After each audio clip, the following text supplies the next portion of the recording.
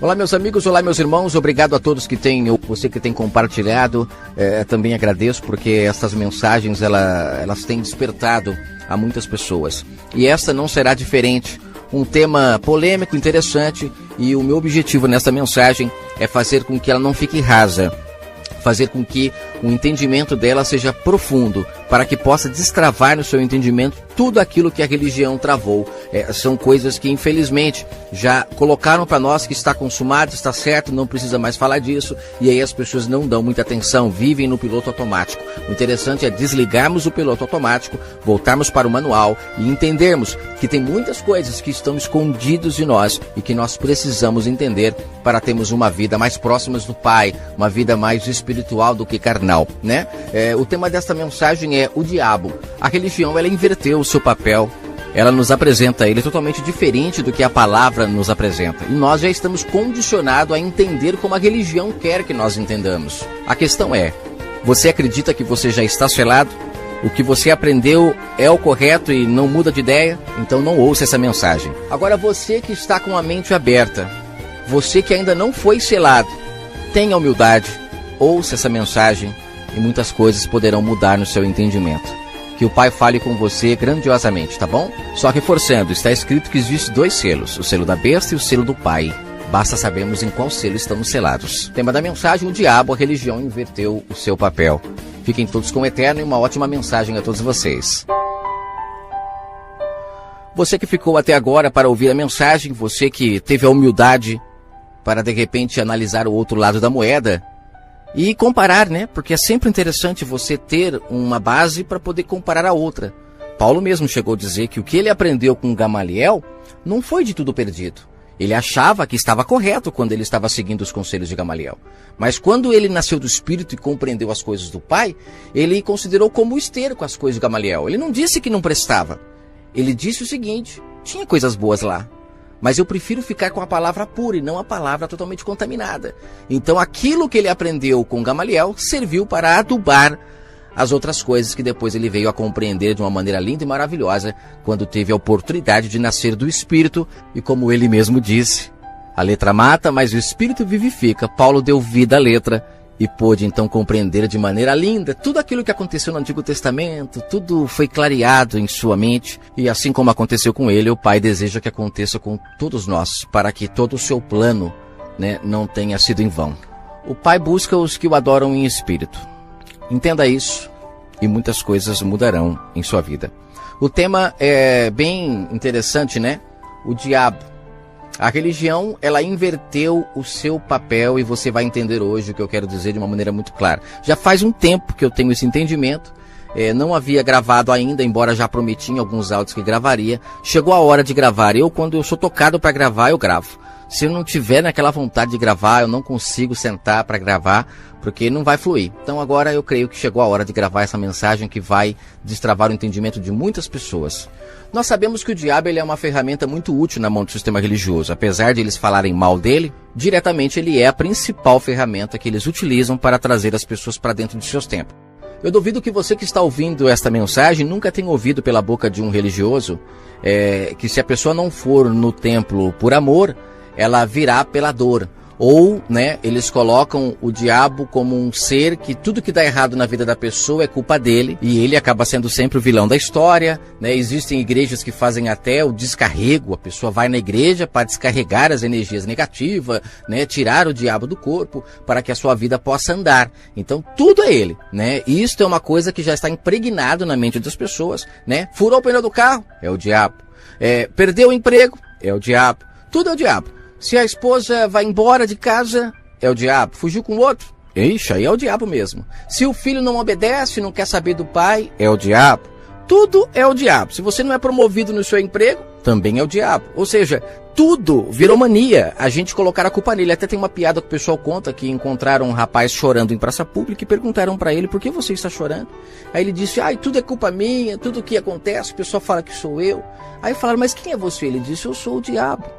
E é um fato, é uma piada, mas é um fato que realmente é real. Todo mundo, de certa forma, já está selado com este engano, um engano que tira as suas responsabilidades e joga nas costas de outra pessoa. E é muito fácil isso, né, gente? É muito fácil nós não assumirmos os nossos erros e colocarmos a culpa em alguém. Isso é um fato que já é antigo. Não é de hoje que as pessoas têm o hábito de colocar a culpa em outras pessoas por seus erros. Sabemos que desde o Éden isso é uma prática normal e nada mudou até hoje. O próprio Messias, ele, quando veio em carne, né, o verbo da vida, quando se materializou, ele veio trazendo às pessoas a consciência de assumir seus erros. É assim sim, é não não. Se tiveres em briga com o teu irmão, vai lá, faça as pazes, chame uma ou duas testemunhas, porque onde tiver 2 ou 3 reunidos, nessa questão de fazer as pazes, de se reunir, de não deixar as coisas se alastrarem, entendeu?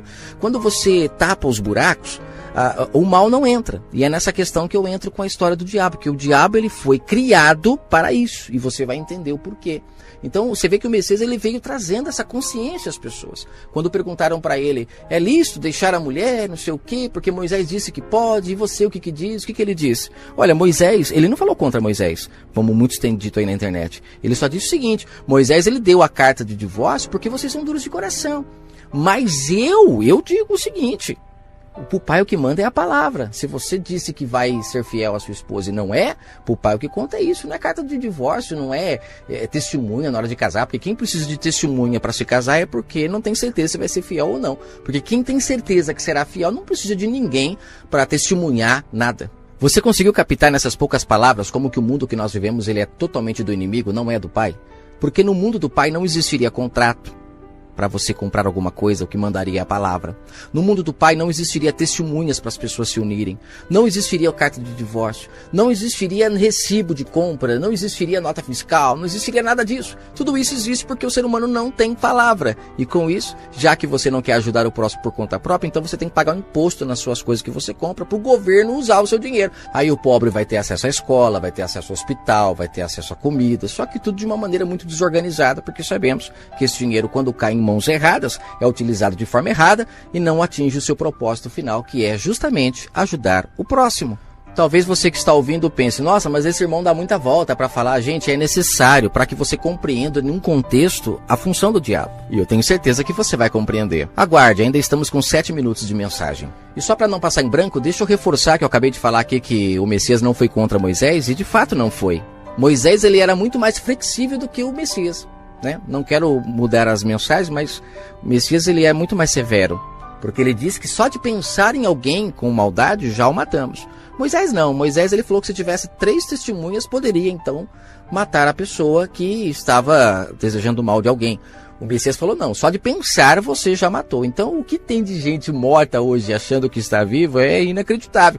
Mas na época de Moisés era mais flexível. Né? A mesma coisa que ele disse aí a questão da carta do divórcio. O Messias falou que não. É sim, sim ou não, não. Se você falou que seria fiel e não foi, pronto, morreu espiritualmente. Já na época do Moisés, né, apesar de todos dizerem que ele era mau e tudo mais, né, não entendendo que lá era o mundo espiritual trazido para a carne, precisava existir as mortes físicas para o povo compreender hoje espiritualmente como funciona o mundo espiritual. Eu ainda vou gravar uma mensagem só sobre isso, mas eu gostaria que você entendesse que no mundo do Messias as coisas são mais apertadas do que na época de Moisés. Com ele não existe essa questão de contrato, carta de divórcio, não existe nada disso. É a palavra que manda, a palavra da pessoa, é sim, sim ou não, não. Já Moisés ele era bem mais flexível nessa questão, né? Eu fico admirado das pessoas falarem que na época de Moisés existiram muitas mortes, que o pai disse não matarás e tudo mais, né? E que ele é o enviado do diabo. As pessoas não compreendem. Por isso que eu falo, a questão do diabo, embora pareça que eu estou falando outro assunto, mas não estou, porque essa história do diabo ela é mal compreendida e as pessoas começam a achar que o Moisés ele era usado pelo diabo, por isso que ele matava as pessoas. Muito pelo contrário,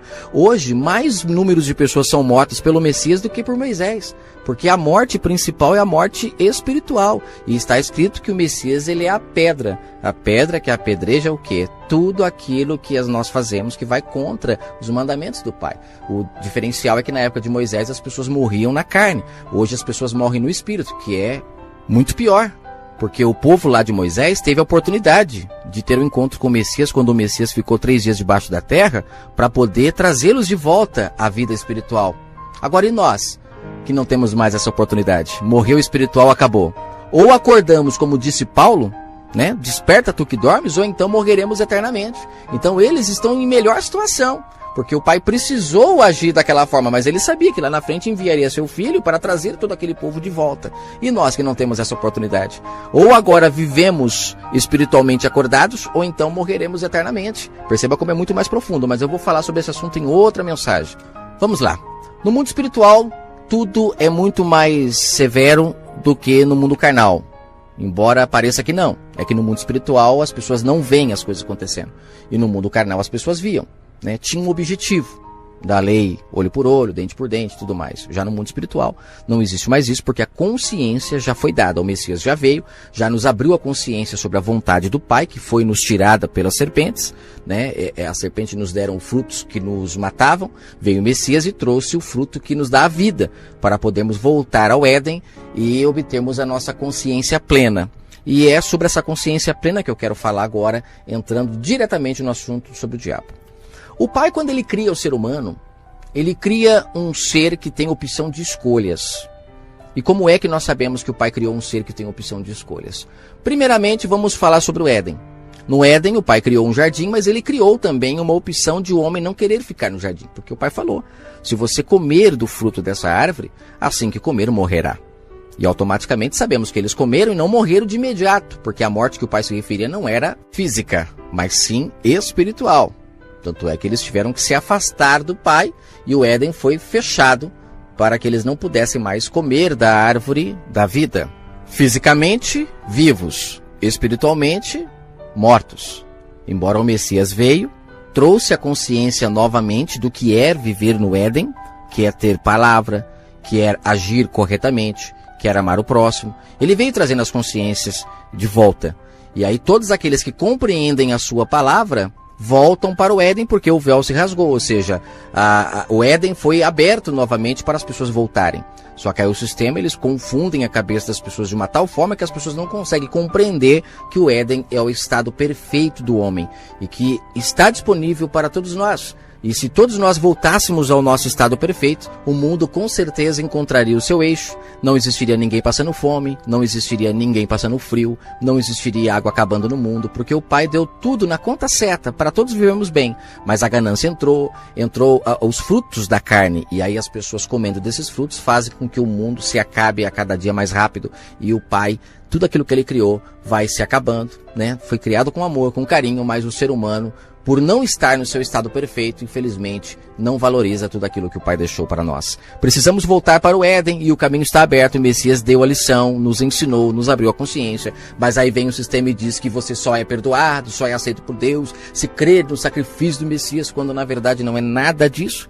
O Messias disse, eu sou o caminho, a verdade e a vida. Para encontrarmos a vida, temos que praticar o que ele ensinou. Não é frequentar um sistema religioso, não é ir atrás desses homens que ficam dando pão fermentado para as pessoas e fazendo com que elas não voltem para o Éden. O sacrifício do Messias só tem valor se nós praticarmos o que ele ensinou. Do contrário, é ficar crendo na história da carochinha, como disse o Messias para aquele rapaz quando vinha trazendo o seu sacrifício, e ele disse, opa, peraí, o que adianta você trazer os seus sacrifícios se você não se consertou com o seu irmão? Esse sacrifício não tem valor nenhum para mim, e muito menos para o Pai, Criador dos céus e da terra. Então você veja que o Messias, ele trouxe a consciência. As pessoas estavam sacrificando de uma forma assim totalmente só para dar lucro para o sistema. Por isso que o Messias falou, vocês estão fazendo a casa do meu pai de comércio. As pessoas estavam totalmente perdidas. Elas levavam os sacrifícios e achavam que estavam perdoadas e voltavam para a sua vida natural e não se consertavam com ninguém. Vem o Pai, através do seu Filho, mostra a verdade e a partir de agora, quem praticar correto, creu de verdade no que foi ensinado, automaticamente nasce do Espírito. Quem não praticar continua na carne, mesmo que praticando todas as obras religiosas dentro do sistema religioso, que só usa disso para camuflar o que de verdade vale para o Pai, que é adoração espiritual e não adoração física. O Pai, como eu disse, no Éden colocou então a árvore lá do conhecimento do bem e do mal como uma opção. Isso demonstra que ele criou um ser que tenha livre-arbítrio. Embora muitos dizem que nós não temos livre-arbítrio, é claro que tem. Quando você tem dois caminhos para trilhar, significa que você tem uma escolha.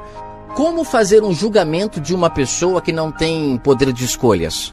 Que foi criada para fazer uma coisa e fará aquilo até o final da vida, do jeito que o Pai quer, do jeito que ele programou? Não, muito pelo contrário. Só existe julgamento quando você dá poder de escolhas. E lá em Deuteronômio, no capítulo 11, no verso 26, melhor dizendo, mas você pode ler todo o capítulo, ele diz o seguinte, que ele colocou diante de todos nós, todo ser humano da face da terra, 2 caminhos, o caminho da bênção e o caminho da maldição. Então significa que o Pai criou o ser humano com poder de escolha. Se você for pelo caminho da bênção, ele sabe o que acontecerá com você. Tanto é que no texto ele diz, escolha o caminho da bênção para que tudo vá bem. Olha só como o Pai é maravilhoso. Ele dá a dica de qual é o melhor caminho, porque ele sabe o fim dos 2 caminhos. Agora, o poder de ir pelo caminho da bênção ou pela maldição está em nossas mãos. Não está nele e nem no diabo. Repare que na história da Eva e do Adão, eles deixou claro para eles o que eles não poderiam fazer. Ele não disse, vocês têm que ser bom. Ele deixou claro, ó, não toque. Se vocês tocarem, terão as consequências. Está na mão de vocês. Então você perceba que é livre-arbítrio isso. É deixar a pessoa escolher. Só que o detalhe é que o sistema religioso, eles dizem que a serpente tentou a Eva, por isso que ela caiu. Só que eu te pergunto, a serpente, ela tentou até 50%, porque o lado de não fazer também ocupou os outros 50%. Eles tinham a opção de fazer ou não. Eles optaram por fazer o mal. Só que eles tinham também a opção de fazer o bem. Então, essa tentação que as pessoas dizem que o diabo fica tentando a gente para fazer coisas erradas, é uma ilusão que o sistema coloca, como se só o diabo tentasse a gente para fazer o mal. Como se o Pai também não nos tentasse a fazer o bem. O tempo todo o Pai nos tenta a fazer o bem. Só que é uma escolha nossa optarmos pelo mal. E isso é que dará direito a ter um julgamento lá no final, onde 50% nós somos induzidos a fazer o bem e 50% a fazer o mal. Cabe a nós escolhermos o caminho da bênção ou o caminho da maldição. Só que o detalhe é que está escrito que Ele colocou os 2 caminhos diante de nós. Não foi um ser maligno, maldoso, que era inimigo de Deus, que agora se rebelou, que criou o caminho do mal para as pessoas. Não, está escrito que o Pai colocou os 2 caminhos diante de nós. E eu vou mais fundo. Lá no capítulo 45 de Isaías, no verso 7, diz que o nosso Criador dos céus e da terra, Ele criou o bem e Ele criou o mal. Se você não está acreditando em mim, leia o capítulo 45 de Isaías, leia o contexto todo. Eu me baseei no verso 7 porque eu percebi que ele não está fora do contexto. Não estou me baseando só no verso 7. O tempo todo ele fala, eu faço, eu aconteço, eu é que puno, eu é que faço acontecer. Por quê? Porque ele tem domínio sobre todas as coisas. Isso sim é um Deus poderoso, maravilhoso, criador de todas as coisas. Como posso eu acreditar que ele tem um inimigo, que é uma criação dele? Porque, gente, o poder de escolhas só o ser humano tem. Os anjos não têm. Esse poder de escolha não está na mão dele. Por que então que só ele se rebelou e depois no resto da história nunca mais ninguém se rebelou? É porque essa história é uma mentira. Eles se baseiam em fatos que está escrito no livro de Ezequiel e no livro de Isaías para criar essa farsa e amedrontar as pessoas com esse ser que na cabeça das pessoas tem o poder de acabar com a vida delas, como se o Criador dos céus e da terra perdeu o controle de todas as coisas. No livro de 1 João, no capítulo 1, no verso 5, você pode ler todo o contexto, mas está escrito o seguinte, que todos os discípulos, eles chegaram numa conclusão. Depois de ouvir tudo que o Messias falou, eles chegaram na conclusão de que Deus é luz e que nele não existe trevas, não há trevas nele. Significa então que quando uma pessoa faz uma coisa errada, ou seja, ela prefere ir pelo caminho da maldição, o Pai tem tudo preparado já.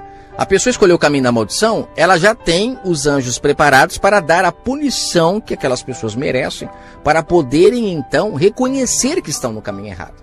A prova do que eu estou falando, ela está descrita na história de Jó de uma maneira muito clara. Ali nós vemos o diabo, né, que pelo sistema religioso é inimigo de Deus. Mas na história de Jó mostra ele claramente pedindo autorização para fazer alguma coisa a alguém. Uma pessoa que pede autorização para outra não é inimiga, é subordinada. Ela foi criada para aquilo. Só que por que ele pede para mexer na vida de Jó, sendo que em nenhuma outra passagem na Bíblia mostra ele fazendo esse mesmo pedido? Porque Jó, como o texto diz, ele não tinha motivos para tocar na vida dele. E o Satanás, ele é fiel ao que ele foi criado. Ele tem que vasculhar até encontrar um mal e dar a paga, porque é só assim que as pessoas naquele dia poderão ser julgadas com toda a seriedade. Por isso que fala que ele está ao derredor, tragando, procurando a quem possa tragar, mas não é ele prejudicando, é a pessoa que faz o mal, ela escolheu o caminho da maldição. automaticamente ela está apta agora a receber as consequências do seu mal.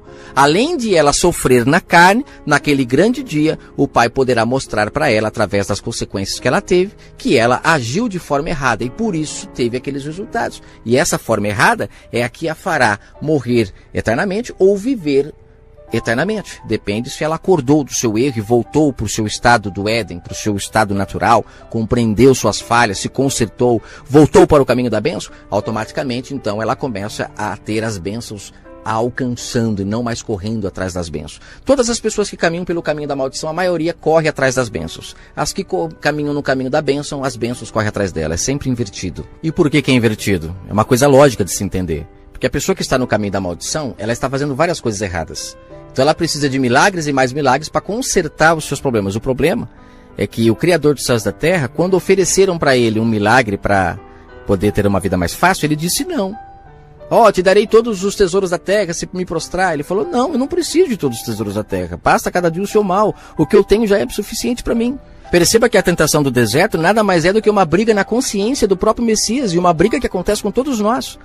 É aquela questão dos 50%. O mal tentando nos oferecer a facilidade para termos riquezas, prosperidade e tantas coisas. E a bênção nos falando o seguinte, caminhe honestamente, seja bom que nada te faltará. Eu nunca vi um justo mendigar um pão. Olha que coisa maravilhosa. As palavras do Messias, ela se completa toda hora com a palavra. Porque ele nunca viu um justo. A pessoa que caminha no caminho da bênção sempre terá amigos, sempre terá pessoas em volta, sempre será respeitada. Ela sairá do emprego, voltará de cabeça erguida, porque o patrão a ama, gosta dela, sabe que ela é fiel, que ela trabalha quando ele está e quando ele não está. Então a pessoa está sempre de cabeça erguida. Já a pessoa que vai pelo caminho da maldição, ela fica atrás de milagres, e aí tem esses líderes aí, os religiosos, as serpentes, para dar o milagre para as pessoas, as enganando, as fazendo acreditar que estão no caminho certo, porque acabam obtendo muitas das vezes os milagres, mas o problema é que, como eu digo, eu falei isso na mensagem sobre a feitiçaria religiosa, tudo aquilo que nós recebemos, que nós não merecemos, é feitiçaria perante o Pai. O nosso Pai, ele é justo, ele não age com injustiça, ele não vai dar emprego para uma pessoa, como acontece muito no sistema religioso, que é uma feitiçaria religiosa embutida, camuflada. Ele não vai dar emprego para uma pessoa que durante o tempo que ficou empregada não valorizou o seu patrão, não agiu com bondade, não foi fiel nos horários, não fez por onde. Aí depois a pessoa vem querendo um milagre e parece que eu ouço o Pai falando para a pessoa, por que você não foi bom quando tinha que ser bom? E por que agora fica querendo que eu te dou algo que você não merece? É isso que o povo que caminha pelo caminho da maldição acaba querendo. Quando na verdade o Pai deixa claro, aqueles que caminharem pelo caminho da bênção, fica tranquilo, as pessoas vão bater na sua porta para te dar emprego, porque elas sabem do seu caráter, da sua honestidade, e é isso que fará de você uma pessoa que perante o Pai será próspera. Mas perante o mundo, muitas das vezes, não tem casona, não tem carrão, não tem iate, não tem nada disso. Isso daí não está com Deus. Fique tranquilo. O Deus que oferece riquezas para você se prostrar a Ele não é o Criador dos céus e da terra. Pode ter certeza disso. Não é Ele. Não é Ele.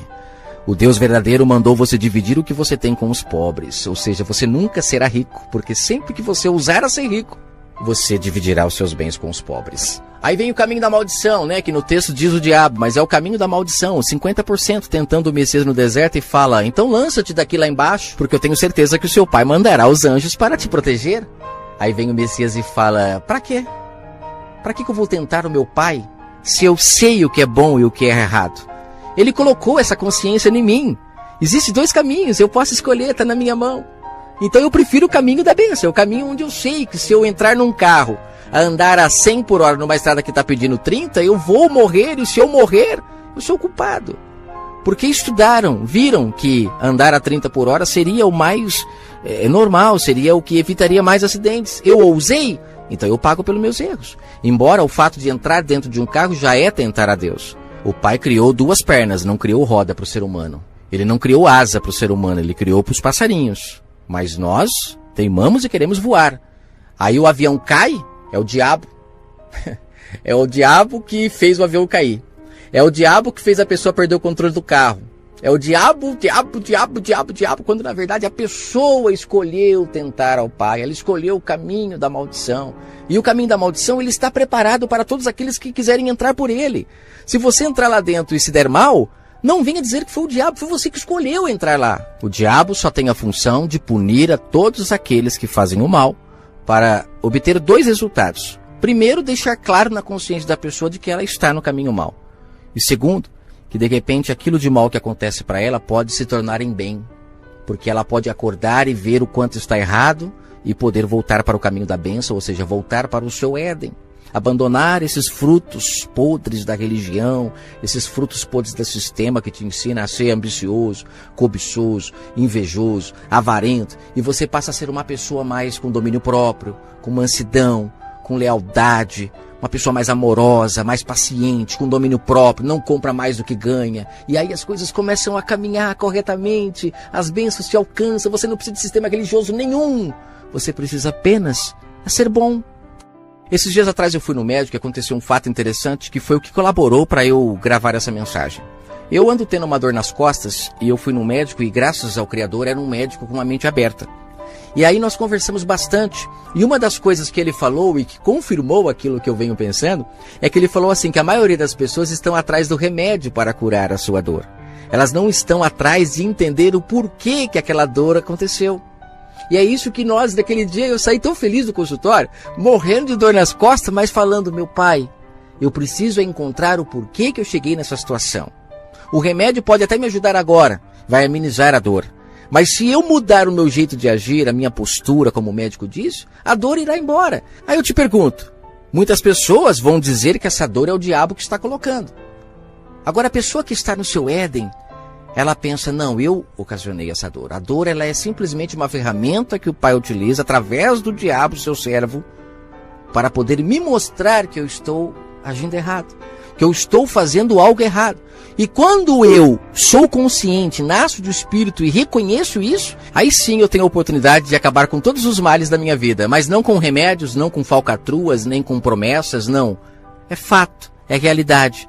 Eu vou na raiz do problema, encontro o problema, resolvo e automaticamente eu começo a ter outros frutos. É aquela velha história, ninguém colherá outros frutos se não plantar novas sementes.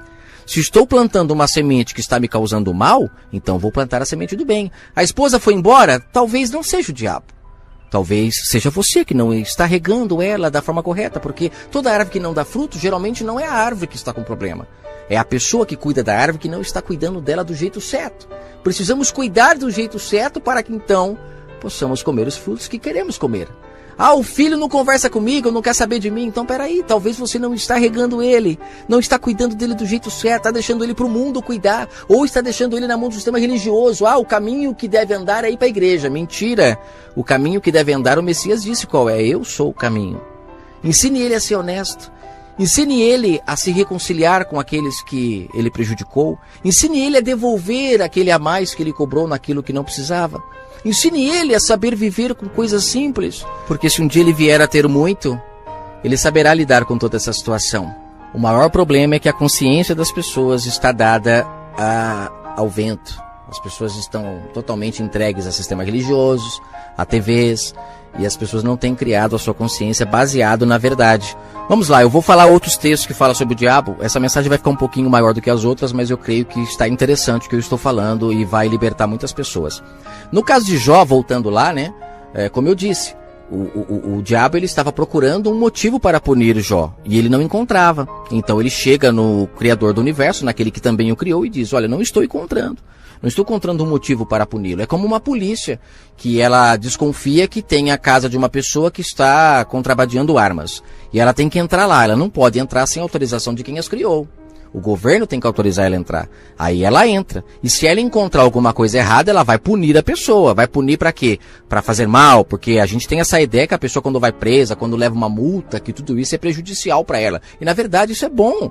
Isso é uma maneira da pessoa ver o quanto ela está errada, o quanto ela está fora da sociedade, o quanto ela está correndo além da velocidade, podendo colocar em risco a vida dela e a vida de outras pessoas.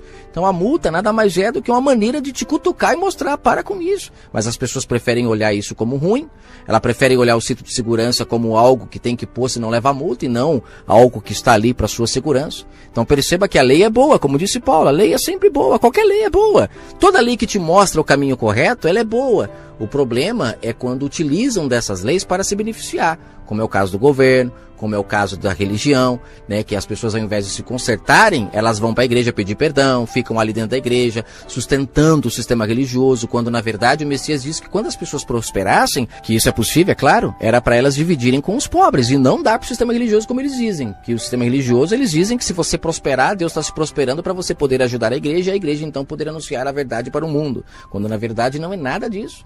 Quando você prosperar, divida com o próximo. Prosperou, divida com o próximo. E tudo isso fará com que as pessoas todas tenham a oportunidade de crescer e não só algumas. Aí a pessoa está passando um problema financeiro complicado, vai para a igreja, o pastor fala que é porque ela não está dando dízimo. Aí além de ela estar passando um problema complicado financeiro, ainda ela tem que se matar para dar os 10% para a igreja, para então ela poder prosperar. Quando na verdade era para simplesmente ele ensinar ela o que ela tinha que fazer para se consertar com o próximo, com as pessoas que ela ficou devendo, que foi isso que ocasionou a situação dela ficar cheia de dívidas, tantas coisas. Ela ia resolver tudo isso e com isso ela poderia então seguir em diante. Mas as pessoas preferem o quê? Elas preferem o milagre. O caminho da bênção, o caminho normal, o caminho reto, que demora mais para chegar, elas não querem, elas querem o atalho. E nesse atalho, muitas das vezes, elas acabam morrendo, ricas, cheias de carro, casa, mansões, iates, mas a alma morta, né? Ganhou o mundo, mas perdeu a alma, é isso que está escrito, e é isso que é a verdade, né? Não tem como fugir disso. É por isso que o Messias disse, né, que os lavradores, eles vivem da vinha. Né? As pessoas teriam que se consertar umas com as outras, isso é dar o fruto da vinha para o Pai. Mas os lavradores, eles vivem da vinha, eles lucram com os problemas das pessoas, e é por isso que eles ficam toda hora colocando o diabo, porque aí as pessoas, em vez de entender que são elas que estão escolhendo o caminho errado e se consertar, elas colocam culpa no diabo, e o sistema religioso, o sistema político lucram muito com esse fruto que era para dar para o Pai e não para eles. Então eles acabam se beneficiando de tudo isso. E como eu disse na história de Jó, Satanás então pede permissão para poder tocar em Jó, porque não tinha motivo para tocar. Outros que estavam fazendo mal, que já tinham escolhido o caminho da maldição, mereciam realmente a paga, já estavam recebendo, porque Satanás ele é fiel àquilo que ele foi criado. Agora já Jó não tinha motivo, e aí ele quis vasculhar, e o motivo ele deixa claro.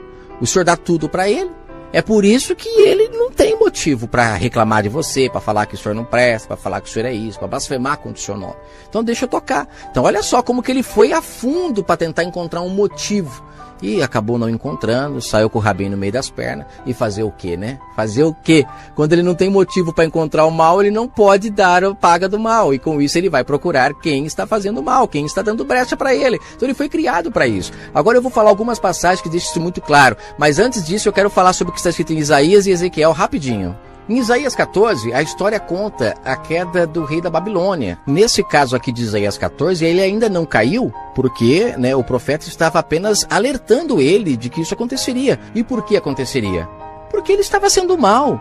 Ele estava escolhendo o caminho da maldição para ele. Não era porque ele era rei que ele estava isento de ser punido pelos males que ele fazia.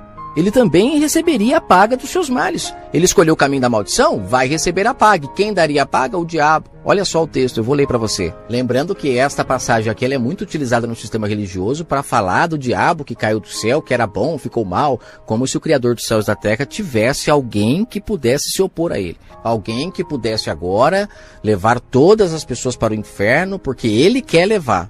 Né? As pessoas não têm livre-arbítrio mais não são elas que decidem ir, não são elas mais que têm a opção do caminho da maldição, agora é o diabo que coloca o caminho e ele que força você a entrar, ele força, ele faz de tudo para você ir, porque agora ele virou inimigo mortal do Pai, ele tem até inveja de nós, como disse alguns pregadores aí que eu já ouvi, nos Gideões missionários da última hora, e o povo dá glórias e mais glórias, sem compreender de verdade que o Pai entrega a Satanás todos aqueles que decidem o caminho da maldição e não optam pelo caminho da bênção. Eu só vou aqui lembrar o caso daquele rapaz que Paulo fala, né, que ele estava tendo relação com sua mãe, e aí depois no final ele fala assim, entreguem ele a Satanás, né, para que a sua alma se salve. Esse texto está lá em 1 Coríntios, capítulo 5, do verso 1 ao 13, você pode ler com calma. Por que ele disse entregue ele a Satanás? Ué, ele não queria se consertar, ele preferiu continuar no caminho errado, então deixa. Se ele escolheu receber as pagas merecidas de quem faz o mal, ele vai colher essas pagas. Só que essas pagas podem ainda fazer dele uma pessoa melhor. Porque o pagamento, né, a consequência, ela tem esse poder, como eu falei, de nos mostrar o erro e, quem sabe, nos salvarmos, acordarmos. E é isso que Paulo quis dizer. Entregue ele para Satanás, deixe ele. Se ele quiser continuar no caminho errado, deixe ele. pelo menos vamos esperar que a sua alma se salve, porque é possível que ele acorde, porque quando estamos ali com o calo sendo apertado, a gente aprende. Quando a água bate ali no traseiro, a pessoa aprende a nadar. Então, muitas das vezes é necessário passar pelas consequências. E não podemos tirar as pessoas de suas consequências, porque essa é a escola que Deus criou para trazer as pessoas de volta ao caminho da bênção. Mas muitos não aprendem, preferem continuar nesse caminho. Então, como disse Paulo, entregue elas a Satanás. E é o que aconteceu aqui com o rei da Babilônia. Estava sendo entregue a Satanás. Ele não queria se consertar. Olha o que diz aqui, geralmente os religiosos eles usam muito a partir do verso 12, né? Como caístes desde o céu, ó Lúcifer, filho da alva. Mas aqui, ó, no verso 9, diz que o inferno, desde o mais profundo, se perturbou por ele. Por quê? Porque já sabia que é o seu lugar, você está oprimindo as pessoas, você está vendendo a mais do que é para vender, você está sendo maldoso, então aqui é o seu lugar, se prepare, você vai vir para cá. Aí fala aqui, ó, que todos, no verso 10, responderão, né, quando virem ele indo para o inferno, isso no mundo espiritual já, dirão, ué, mas você adoeceu como nós? Você é como nós, por quê? Porque os reis daquela época, eles se consideravam como deuses, né? E no final de tudo, vai morrer como todo mundo. E ainda vai ter a vergonha, a humilhação de todo mundo olhar para ele e falar, ué, mas você era como nós? Por que você se dizia rei, deuses? Né? Então você vê que o texto é simples. Aí ele fala aqui, ó, no verso 12, como caíste do céu, ó Lúcifer, filho da alva. Quando ele fala cair do céu, ele está se referindo justamente isso, a perder a sua identidade celestial, que é o seu Éden. Ele caiu, ele perdeu essa referência, foi comer com os porcos, filho da alva, ou seja, ele era, todos nós, antes de perdermos a nossa pureza, éramos filhos da alva, todos nós somos Lúcifer, no sentido de que somos brilhantes perante o Pai, quando nós somos inocentes, fazemos o bem, mas quando perdemos isso, caímos do céu. Isso também fala lá, a mesma coisa em Ezequiel 28, você pode ler. Aí ele fala aqui, ó, que no verso 12, né? Tu dizias no teu coração, eu subirei ao céu, acima das estrelas de Deus, exaltarei o meu trono. Isso era o que se passava no coração do rei da Babilônia, né? Que queria ser maior do que Deus e ele aceitava a adoração dos homens, coisa que nós não podemos adorar aos homens, e só ao Pai, mas os reis, eles aceitavam adorações. Então ele queria ser maior do que Deus. Se o povo adorava a Deus, a ele então, ele seria maior, mais adorado. Subirei sobre as alturas das nuvens, serei semelhante ao Altíssimo. Aí eles vão falar que isso daqui está falando do diabo, sendo que o texto é claro. Quando você entende o mundo espiritual, você vê que ele está falando simplesmente do espiritual do rei da Babilônia, como ele estava. Ele estava assim, o espiritual dele. Olha só, aqui é como se fosse uma chapa do mundo espiritual dele. Nós estamos vendo por trás do pano, nós estamos vendo por trás de tudo o que nos apresentaram. Agora nós estamos vendo o lado espiritual deste rei. Aí ele fala, contudo você será levado ao inferno, ao mais profundo do abismo. Então como que pode, se o diabo já era prometido que ele iria para o inferno, como que pode aqui dizer que ele vai ser levado para o inferno? Não, aqui está falando do rei, e o inferno é um estudo para outro assunto, eu não vou falar sobre isso agora, mas aqui ele fala, você vai ser levado para o inferno como todo mundo que faz o mal, que escolhe o caminho da maldição, será. Não fique achando que você será diferente, não, porque você não será. E aí ele fala, os que vierem te contemplarão, considerar-te-ão e dirão, este é o homem que fazia estremecer a terra, que fazia tremer os reinos. Como que pode? Morreu como todo mundo, que põe o mundo como deserto, assolava as suas cidades. Olha só, caminho da maldição, que não abria a casa de seus cativos, mantinha o povo cativo, preso, não libertava as pessoas. Todos os reis das nações, todos eles jazem com honra, cada um na sua morada, porém tu é lançado a tua sepultura. Olha só, aqui já deixou claro o texto, né? Quando fala inferno lá no começo, ele está se referindo à sepultura, que ele morreria como todo mundo e tudo mais.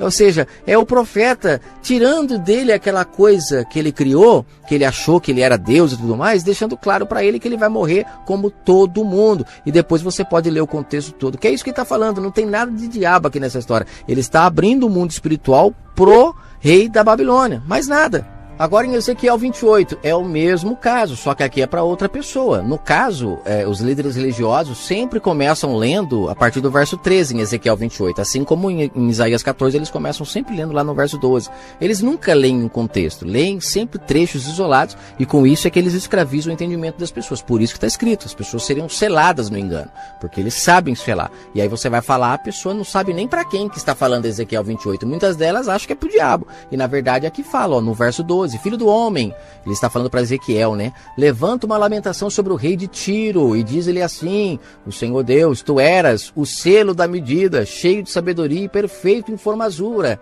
Ou seja, o rei de Tiro, ele era o selo da medida. Ele tinha muita sabedoria, ele era perfeito, tinha formosura. Aí eles vão falar que era o diabo, né? Sendo que a gente, analisando o contexto, vê que mais uma vez aqui o pai está abrindo o mundo espiritual para o Tiro. Nada mais do que isso, ele não está falando de diabo nenhum. Aí ele fala: estiveste no Éden, você que já ouviu o meu áudio sobre o Éden, você vai entender. Ele já esteve no seu estado perfeito, no jardim de Deus, onde ele comia os frutos do Espírito e não massacrava ninguém, não pisava ninguém, era um homem bom. Só que aí ele fala: ó, você estava aqui vestido da pedra preciosa, porque quanto mais bondoso você é, quanto mais frutos do Espírito você come, mais você se enche de tudo isso. A pedra preciosa, tinha cobertura de sardônia, topázio, diamante de turquesa. Tudo isso aqui recebem aqueles que estão no Éden, porque cada dia que passa são mais valiosos perante o Pai. Aí ele fala: tu eras o querubim ungido para cobrir, te estabeleci no monte santo de Deus, estava no meio das pedras afogueadas e andavas. Tudo isso eles falam que é o diabo, mas aqui o texto deixa claro, ele está falando para o rei de Tiro. Aí ele fala: não, é uma analogia. Eu queria então que no final alguém lesse em alguma parte onde Ezequiel fala que ele está fazendo uma analogia. Muito pelo contrário, ele deixa claro que ele está se referindo ao rei de Tiro. Fala: perfeito era em teus caminhos. Olha só como que o Éden significa ser perfeito em teus caminhos. Desde o dia em que fosse criado até que se achou iniquidade em ti. O que é achar iniquidade? Ele escolheu o caminho da maldição. Ele escolheu. E automaticamente, então agora vem o profeta, vem aqui o Ezequiel e fala: olha, você escolheu o caminho do mal, então chegou a hora de eu abrir para você o mundo espiritual e mostrar para você como é que você está perante o Pai, que não é como você pensa que está. Como seria bom se hoje o Pai desse esse dom, né, pra gente poder olhar para uma pessoa e poder mostrar para ela como está o mundo espiritual dela. Por isso que eu falo que o mundo do Messias é muito mais complicado do que antigamente. Antigamente o Pai mostrava, antigamente as pessoas morriam fisicamente, era tudo na carne. Hoje é espiritual, fica mais difícil. É como disse o Messias na parábola do filho pródigo. O filho mais velho, quando chegou na casa e viu a casa com festa, perguntou lá para os servos do pai, né, o que está acontecendo? Aí eles falaram: é seu pai que está dando festa para aquele seu irmão que ele pensou que estava morto, mas ressuscitou. Olha só, então é possível as pessoas estarem mortas, né? Mas é possível também ressuscitar. E quando a gente ressuscita, a gente sai desse estado aqui do rei do Tiro, a gente sai desse estado do rei Nabucodonosor lá da Babilônia e a gente volta para o estado perfeito, para o Éden, passa a ser uma pessoa consciente, liberta as pessoas que estão cativas e assim a gente volta para o nosso estado perfeito, que é o que o Pai sonha para todos nós, voltarmos para o Éden. Mas infelizmente o sistema não deixa. Por isso que está escrito, temos que empregar força para entrar no reino do Pai, porque os líderes não deixam, eles gostam de lucrar com as nossas fraquezas. Continuando aqui no texto, né? Ele fala sobre a questão de como ele era e depois o que ele se tornou, né? No caso aqui, o rei de Tiro. Ele era perfeito, tudo mais. Depois no verso 17 ele fala, ó: você elevou o seu coração por causa da sua formosura, né? Você se corrompeu, a sua sabedoria. Tudo isso foi perdendo valor, porque é mais ou menos aquela... Sabe aquela história que você fala assim: quem te conhece não te compra? É aquela velha história. Quem olhava para o rei, quem olhava para Tiro, quem olhava para essas pessoas exteriormente, né, até achavam: nossa, é o rei, o adoravam, nossa, como ele é lindo. Aquela velha história, modelo, né, é linda. Aí você começa a conviver com ela, você vê que ela não é nada daquilo, toda beleza cai por terra. É mais ou menos o que aconteceu com Tiro. Ezequiel estava mostrando para ele que tudo aquilo perdeu o valor, porque ele não era mais nada daquilo. E aí ele vem, elevou-se no teu coração, a sabedoria dele acabou não valendo de mais nada. Por terra te lancei diante dos reis, te pus para que olhem para ti. As pessoas começaram a reparar que ele não era mais aquilo. Pela multidão das suas iniquidades, pela injustiça do seu comércio, profanaste os teus santuários. Olha, os santuários, quando fala santuário, está se referindo às pessoas. Ele profanou as pessoas, ensinou as pessoas a buscarem ao Pai de maneira errada. Ele, como rei que tinha a obrigação de levar as pessoas ao Pai, ele estava profanando o santuário do Pai, colocando o quê? Deuses para serem adorados. Ele estava agindo de forma totalmente errada. E tudo isso foi fazendo com que aquele brilho que ele tinha, aquela formosura, aquela beleza toda, foi caindo por terra, ao ponto de ele virar nada. Então você perceba que tudo está relacionado ao mundo espiritual. Na história de Jó, na história aqui de Ezequiel sobre o rei de Tiro, depois lá sobre a história do rei da Babilônia, e por aí vai, né, gente? Lembra que ele falou que ele era estrela d'alva, estava no Éden, né, lá na passagem de Isaías?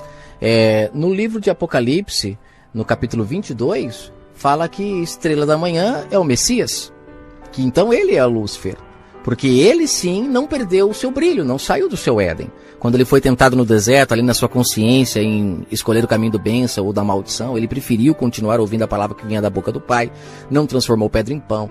Então ele foi considerado, de verdade, o único que se manteve como estrela da manhã. O único que é capaz de receber esse nome de Lúcifer. Só que aí eles vêm e dizem que Lúcifer é o diabo. Olha que blasfêmia que esses religiosos fazem, que esses homens fazem. Para não falar que eu estou mentindo, abra aí sua Bíblia em Apocalipse 22, leia todo o capítulo. E lá no verso 16 ele fala: eu, Jesus, enviei meu anjo para vos justificar essas coisas das igrejas. Eu sou a raiz, a geração de Davi, a resplandecente estrela da manhã. E Lúcifer significa isso, estrela da manhã, estrela alva. É a única que brilha cedinho. Quando você acorda, você olha para o céu, ela está lá brilhando. Todas já se apagaram, mas ela continua acesa. E isso significa Lúcifer, significa aqueles que não se apagam, aqueles que permanecem no Éden, que permanecem no caminho da bênção. Olha como tudo tem um sentido muito profundo. Isto é uma mensagem profunda e não rasa. Você compreende e depois é livre para adorar o Pai no seu espírito. No livro de Judas, no capítulo 1, né, até porque só tem um capítulo, é fácil de você ler, se eu fosse você eu daria uma lida. Ele fala aqui, né, sobre a questão de que nem os anjos, eles ousam pronunciar alguma palavra de acusação contra o diabo. Nenhum deles. Eles sabem que o diabo é justo naquilo que ele faz. Então eles não ousam. Eles falam que o Senhor repreenda, que o Pai possa repreender você se você estiver agindo errado. Mas ele é subordinado ao Pai, nem os anjos têm poder de direcionar palavra nenhuma para ele. Já no sistema religioso, eles o quê? Eles ficam falando do diabo o tempo todo, colocando medo nas pessoas e irão pagar caro por isso. Porque aqui no texto de Judas 1, ele deixa claro que muitos, por não compreender, não saber o que dizem, ficam falando mal dele sem saber de verdade por que ele foi criado, qual é a sua função. Ou seja, pegaram passagens isoladas, criaram as suas teorias para ganhar dinheiro em cima do povo, amedrontar o povo, e as pessoas ficam presas a este selo desses homens. Olha só o que aqui está escrito em Judas, no capítulo 1, no verso 10, ele fala sobre esses homens que falam do diabo, sem compreender de fato o que ele faz, qual é a sua função. Ele fala aqui, esses homens, porém, dizem mal do que não sabem, e naquilo que naturalmente não conhecem. Eles são como animais irracionais que se corrompem. Ai deles! Eles entraram pelo caminho de Caim, ou seja, o caminho da maldição. Foram levados pelo engano, pelo prêmio de Balaão, interesse financeiro, ensinam o mal por dinheiro e perecem na contradição de Coré, ou seja, leva o povo a ir contra a um enviado do Pai, que foi o que aconteceu, que Coré, ele fez isso. Ele começou a levantar o povo na época para se levantar contra Moisés. E na verdade, né, muitos têm se levantado contra pessoas que têm falado a verdade. Por quê? Porque esses homens de incentivo, eles vão pelo caminho de Coré, não aceitando a verdade do Pai, se opondo a ela, como fez Caim, como fez Balaão, como fez Coré e muitos outros. Aqui Judas deu apenas um exemplo, né? Foram pelo caminho da maldição. Infelizmente está escrito que o fim deles é certo. Cairão em um abismo profundo e quem os ouve cairá também. E aqui no livro de Judas, no capítulo 1, ele deixa claro que o arcanjo Miguel não ousou pronunciar nada contra o diabo porque ele sabe do porquê ele foi criado, qual é a sua função. Tanto é que o diabo está fazendo o que é correto aqui. Ele veio atrás do corpo de Moisés, que afinal de contas Moisés matou muita gente, fez muitas coisas que aos olhos humanos é errado. Mas por que ele não conseguiu ter acesso ao corpo de Moisés? Porque tudo isso fazia plano do Pai. Trazer o mundo espiritual para a carne foi um plano do Pai. Gerar filhos da mulher escrava primeiro, para depois gerar os filhos da livre, foi um plano preparado, cujo Paulo fala que foi um plano maravilhoso, escondido ao entendimento humano. Que para ele, na época, ainda estava em um espelho embaçado, não compreendiam 100%, mas com o passar do tempo esse espelho iria se desembaçando. Pena que os líderes entraram, embaçaram mais ainda, mas o Pai, pela sua benevolência, vem desembaçando agora esse vidro, esse espelho, e nós estamos começando a compreender as coisas espirituais, né? Sabemos que o Satanás, ele tinha que ir lá realmente lutar pelo corpo de Moisés, afinal de contas, Moisés havia matado, Moisés havia feito muitas coisas que, pela lei do Pai, não poderia. Só que nós sabemos que, de acordo com o plano espiritual do Pai para gerar os filhos da mulher livre, tudo isso foi aceito para que as pessoas então pudessem compreender agora que aquele povo era filho da mulher escrava e que o Pai precisava gerar os filhos da mulher escrava primeiro para depois gerar os filhos da livre. E eu espero que você seja filho da livre, filhos bons, sem a necessidade de leis para que você possa ser bom. Que você escolha o caminho da bênção todos os dias da sua vida, Porque se você escolher o caminho da bênção, pode ter certeza que tudo aquilo que Ezequiel falou para o rei de Tiro, tudo aquilo que Isaías falou para o rei da Babilônia, o Pai nunca falará para você, porque você não sairá do seu Éden, ficará ali firme e forte, e a cada dia recebendo uma pedra preciosa a mais em você, a cada dia sendo mais valioso para o Pai, cada dia mais sal da terra, coisa linda, cada dia mais luz do mundo. E é isso que o Pai deseja para todos nós. Arrependimento dos seus maus caminhos, porque assim o encontraremos. Se continuarmos entregues a Satanás, no caminho da maldição, infelizmente sofreremos muito, e não é isso que o Pai quer. E até com o sofrimento, Ele nos mostra o quanto precisamos mudar. Pena que infelizmente hoje colocaram que os sofrimentos que nós passamos é o diabo que ocasiona. E com isso as pessoas perdem a oportunidade de reconhecer os seus erros e voltar para o seu estado perfeito, para o seu caminho da benção. Eu não consigo parar a mensagem porque tem muitos textos que vão confirmando tudo que eu estou falando. Olha só, Isaías 54, a partir do verso 16. Você pode ler todo o contexto, mas o Pai deixa o seguinte aqui através do seu profeta. Eis que eu crio o ferreiro. Olha só, ele fala que eu criei, né? Eis que eu criei o ferreiro, que assopra as brasas do fogo, que produz a ferramenta para a sua obra. Então todo o mal que o inimigo provoca em nossa vida foi o Pai que criou. Tanto é que lá em Jó, o diabo fala para Deus tocar em Jó, porque ele sabe que as ferramentas que ele usa para tocar as pessoas é o Pai que deu. Então ele falou, toca nele para o senhor ver. Aí o Pai falou, não, toca você, é você que tem essa função, eu sou luz, não posso fazer o mal para os meus filhos, mas você pode, eu criei você para isso. E aí ele entra aqui e fala aqui, ó, no verso 16, eu criei o ferreiro, que assopra as brasas no fogo, eu criei as ferramentas para a sua obra, e também criei o assolador para destruir. Eu criei o assolador para destruir. Destruir quem? Quem escolhe o caminho da maldição. É uma questão de escolha nossa. E o inimigo vem dando a paga merecida por tudo aquilo que nós fazemos. É questão de justiça isso. Eu não consigo compreender como uma pessoa vai ouvir uma mensagem dessa e ainda vai se opor a algo natural da vida. É como um alimento que você não rega, você não joga água, você não cuida. O que vai acontecer com ele? Ele vai apodrecendo. Então, por isso que nós carecemos do Pai. É como Paulo fala lá em Hebreus 5, a água que cai sobre uma plantação e essa plantação gera frutos, beleza, foi para isso que ela foi criada, mas se ela não gera frutos, ela serve para ser queimada e lançada no fogo. Então é mais ou menos o que acontece. Muitas pessoas o tempo todo, elas têm 50% para fazer o bem e 50% para fazer o mal. Aí ela escolhe fazer o mal. E aí vem o sistema religioso e diz que tudo que acontece de mal agora é o diabo, não é mais ela. E ela não tem oportunidade de consertar. Por isso que está escrito que o sistema religioso percorre a terra toda para fazer um convertido e quando consegue torna 2 vezes merecedor do inferno. Porque eles fazem com que a pessoa não consiga mais voltar para o seu Éden. Se as pessoas fizessem o mal, escolhessem o caminho do mal, recebessem as suas pagas e pudessem voltar para o Éden automaticamente, seria muito melhor do que ela fazer o mal. E agora, em vez de ela reconhecer os seus erros, vem o sistema e diz que é o diabo. E ela não reconhece mais os seus maus. E aí ela começa agora a ir para esse sistema, bancar ele, para que o mal saia da vida dela, quando na verdade ela só precisava voltar e fazer o bem. Então você perceba que o sistema religioso, ele torna as pessoas 2 vezes mais merecedoras do inferno por causa disso. Porque as pessoas não têm a oportunidade de se reconhecer, de reconhecer os seus erros. Então tudo tem um sentido profundo na palavra. Para confirmar mais um pouco o que estou falando, provar para você que não é o diabo que faz as coisas más, muito pelo contrário. Ele recebe as ferramentas do Criador do Universo para fazer, porque o Pai é luz, nele não habita trevas. Então ele tem os seus anjos criados para fazer o mal a quem escolheu o mal, e não que ele vai ficar fazendo o mal à torta direita para todo mundo, né? Porque senão não tem como ninguém ser julgado perante o Pai, é só pegar o diabo, lançar no fogo, que tanto é que está escrito no Apocalipse, que ele será lançado, junto com todos que escolheram fazer aquilo que ele fazia, que era o mal. Ele não teve princípio bom. O próprio Messias disse, o diabo nunca se firmou na verdade, nunca fez o bem. Eu vou até pegar o texto aqui para colocar essa passagem, porque veio na mente agora. Está escrito em João 8,44. Vós tende por pai o diabo. Aí ele fala que nunca se firmou na verdade. Aí eu vejo muitos irmãos alegando que o pai do povo de Israel era Moisés, né? Então Moisés é o diabo porque era a ele que o Messias estava se referindo. Não compreendendo de fato essa questão espiritual, e aí vê tudo fisicamente, aí não compreende mesmo.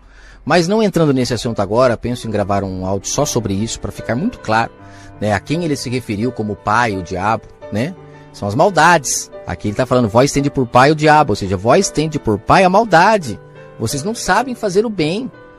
Vocês têm a lei para fazer o bem, mas vocês manipulam a lei, utilizam de maldades, e o povo não encontra o que é de fato o que o Pai quer que as pessoas façam.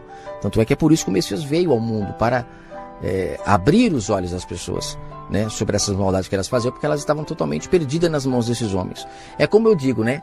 O pai que tem 2 filhos, e um é problemático e um é bom, faz o bem sem o pai precisar ficar no pé, qual filho o pai vai dar mais atenção? Ao filho problemático. A esse ele vai criar leis, regras, horário para chegar, horário para sair, tudo certinho. Porque ele precisa fazer isso, porque senão esse filho se perde. Agora existe o filho bom, aquele que o pai não precisa dar muita atenção. Então os filhos da mulher livre são esses bons, que o pai não tem muita regra, não tem lei, não tem nada, porque ele faz o bem sem precisar de lei. Nesse o pai tem prazer. Mas não significa que o filho problemático o pai não ame. Se não amasse, o Messias não teria vindo para Israel.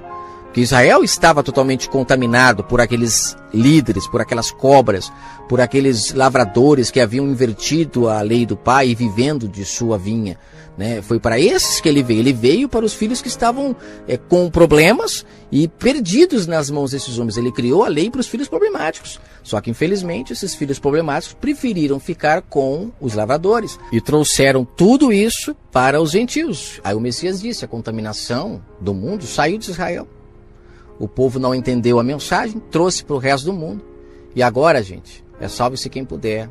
Quem ouvir a voz do bom pastor e tê-lo como único pastor em sua vida e praticar o que ele ensinou, encontra a vida. Quem não ouvir e ficar indo atrás desses homens, né? Ele disse, eu sou o caminho, mas as pessoas estão indo atrás de homens para encontrar esse caminho. Aí encontrarão caminhos tortuosos, né? Coisa mais triste que tem é você pegar um mapa, ir para tal lugar e quando chegar lá descobrir que o mapa era errado. De repente dá tempo de voltar ainda, né? Dá tempo de se consertar e voltar e pegar o caminho correto. Mas e se não der tempo? Não sabemos o dia de amanhã. Então basta, cada dia o seu mal. Vamos ouvir a voz do único pastor, como está em João 10. Porque os líderes religiosos, esses lavradores, vieram para matar, roubar e destruir. Só o Messias veio dar vida e vida em abundância para nós. Então fiquemos com suas palavras. Entendeu? Que isso nos levará para o caminho da bênção novamente. Espero que os irmãos tenham entendido.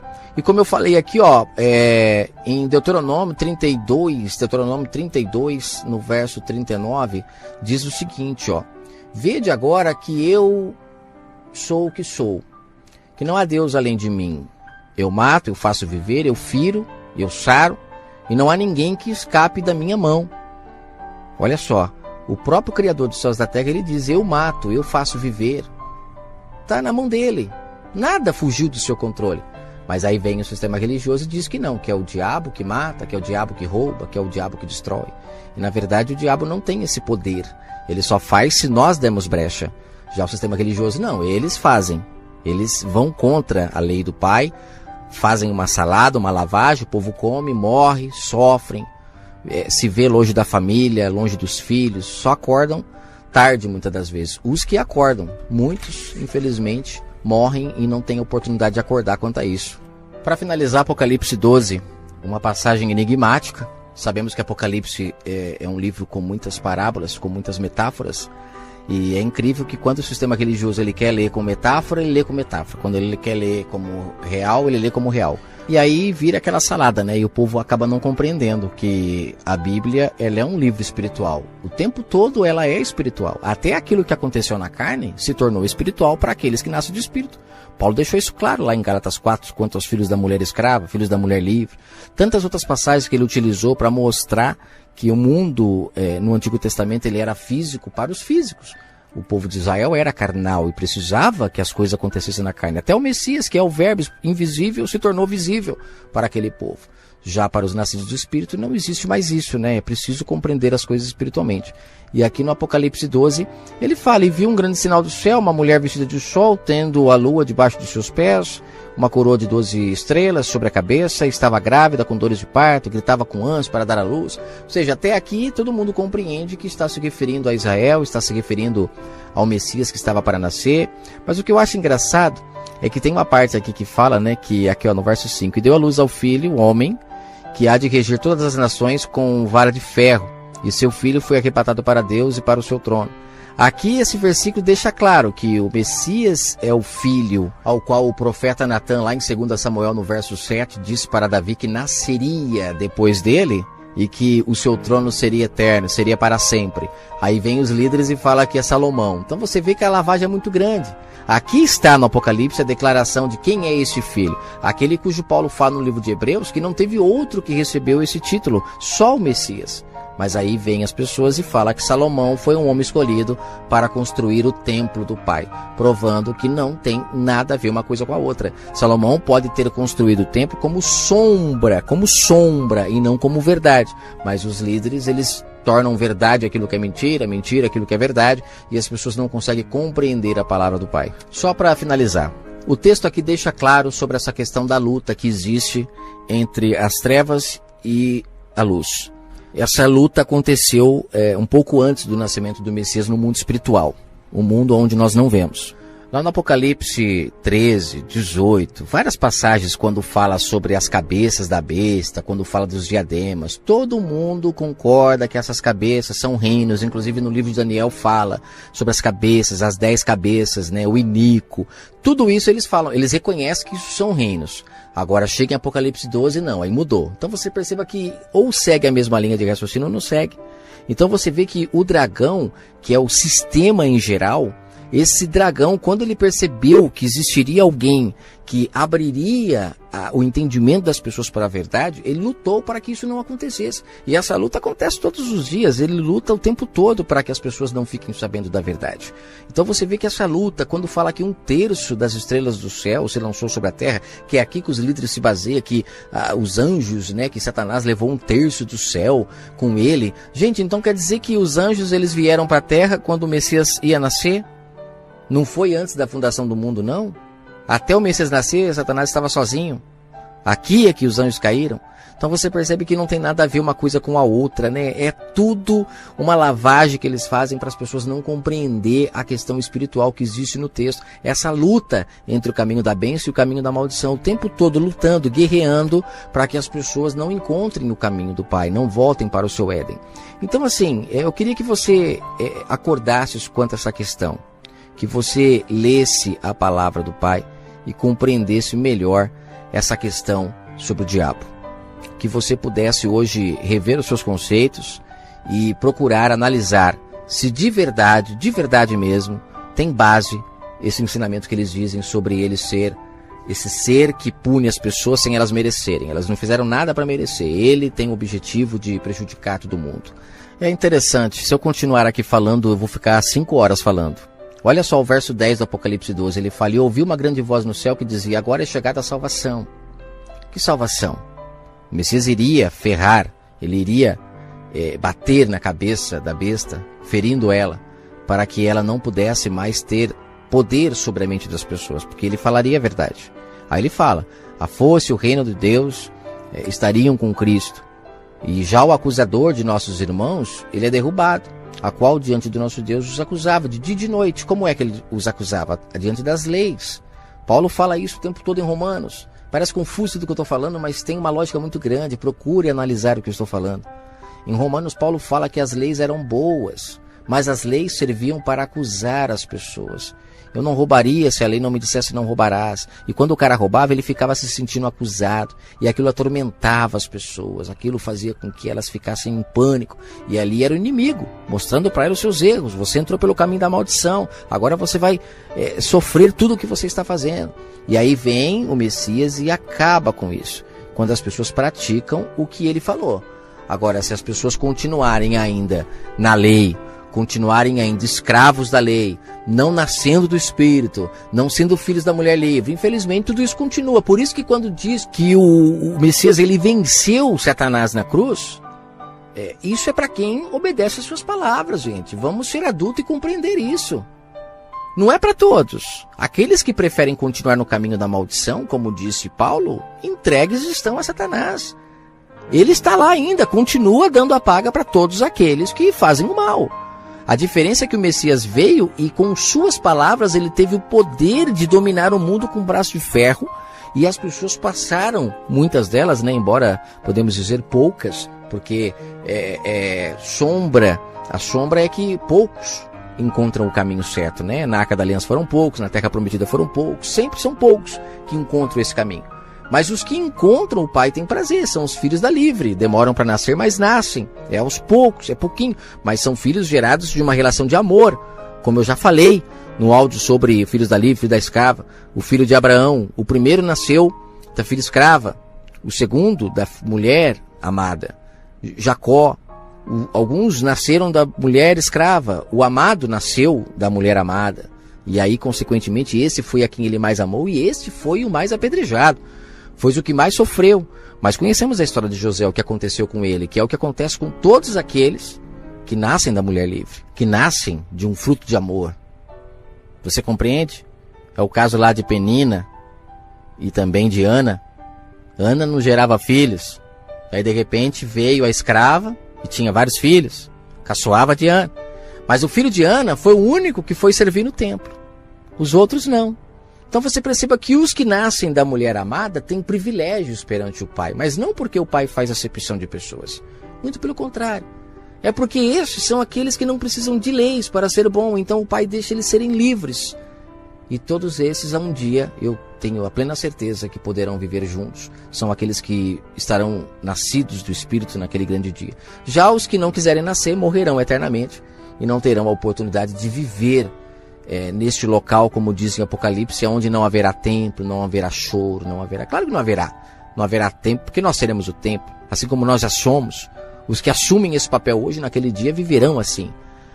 Não haverá choro, nada disso, porque existirá palavra, existirá verdade. Tudo aquilo que o Messias ensinou, essas pessoas naquele dia viverão todas juntas. O joio será tirado, só ficará o trigo. E com isso, todos poderão então viver felizes para sempre. Nesse mundo aqui não existe essa frase, gente. Feliz para sempre aqui não existe. Mas lá, naquele dia, com certeza existirá. Espero que todos tenham compreendido bem esta palavra. Apocalipse 12. É preciso compreender essa luta espiritual que existiu, né? É uma luta que...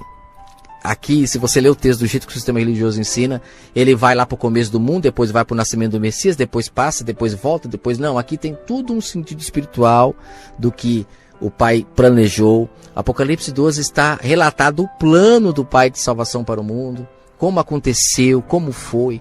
Agora, não caia nessa história de um ser que era anjo de luz e que agora virou das trevas e que tem prazer de fazer as pessoas fazerem o mal. Ele tem prazer sim de punir todo mundo, porque foi criado para isso.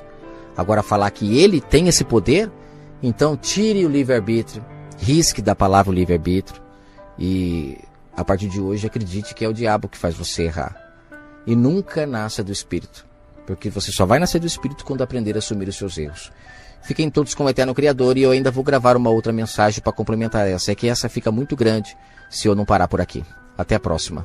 Num próximo vídeo falarei melhor sobre Apocalipse 12 e outras passagens que falam sobre o diabo também, que eu acho de grande importância falar com todos os irmãos. Escolha sempre o caminho da bênção. Neste caminho não há muitas surpresas, né? Você pode ser surpreendido, como a parábola do bom samaritano, por alguém que infelizmente está caminhando pelo caminho da maldição e acaba encontrando você pelo caminho, te mata para te roubar e tanto mais. Mas perante o Pai você será honrado naquele dia porque morreu justamente. Agora não esteja do lado daqueles que escolhem o caminho da maldição, porque como disse Pedro, estes morrem justamente pelos seus próprios erros.